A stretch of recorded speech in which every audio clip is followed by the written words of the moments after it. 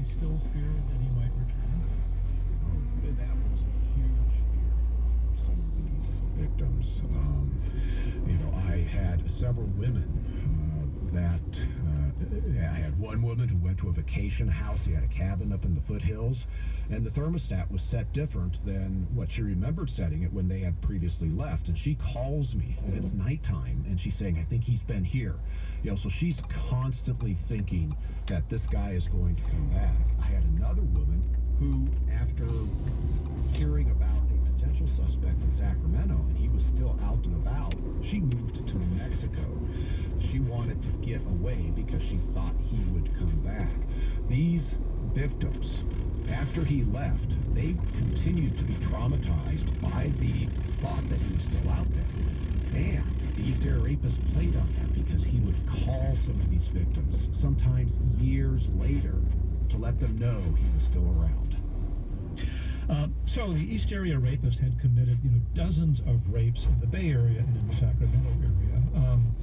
And there were these murders in Southern California that nobody had connected, really. You played a role here. How did you figure out it was the same person? Well, I had a DNA profile from 3 cases in Contra Costa County, and talking with Lieutenant Larry Crompton, he pointed me down to Santa Barbara. And then eventually, I'm now talking with Orange County Sheriff's Lab, who had a DNA profile from 2 homicides. And in '97, we had different technologies. But I had told that DNA analyst, I'm going to be coming back to you once I get caught up on my side with technology. 4 years later, my lab is finally caught up, and now I have updated DNA profiles that are then compared with those profiles down in Orange County, and they matched.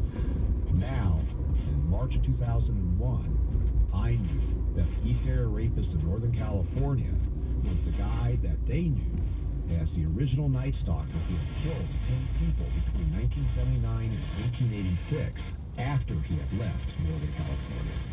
Well, that was a huge connection, and it was big news. It was big news. Newspaper articles were written. In fact, one of the victims who had been attacked in 1977, the day after the Sacramento Bee published an article, she was called by the East Area Rapist, and he said, remember when we played? He tracked her down 24 years later. Let me reintroduce you. We're going to take a break here. We're speaking with Paul Holes. He is a retired cold case investigator who still assists families in law enforcement. His new memoir is called Unmasked: My Life Solving America's Cold Cases. We'll continue our conversation in just a moment. This is Fresh Air.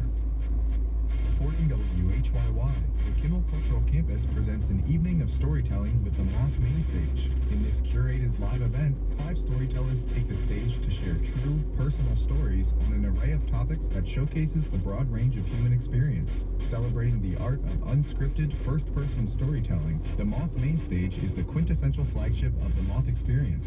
One night only, Saturday, October 21st. Tickets at kimmelculturalcampus.org. This is Fresh Air, and we're speaking with Paul Holes. He spent more than 2 decades as a criminal investigator in California. He played a critical role in the identification and arrest of the so-called Golden State Killer. His new book is Unmasked: My Life Solving America's Cold Cases. While you were working in Northern California, in Contra Costa County, and you were kind of in your spare time, in a way, looking at this old cold case of this rapist who eventually we learned was also a serial murderer in Southern California.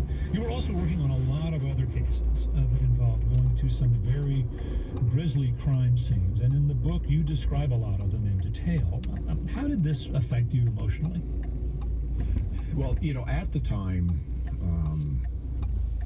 I didn't realize how these cases were having an impact on me. Of course, when you see what some of these offenders do to absolutely innocent victims, it is shocking at first, but then you kind of bury that.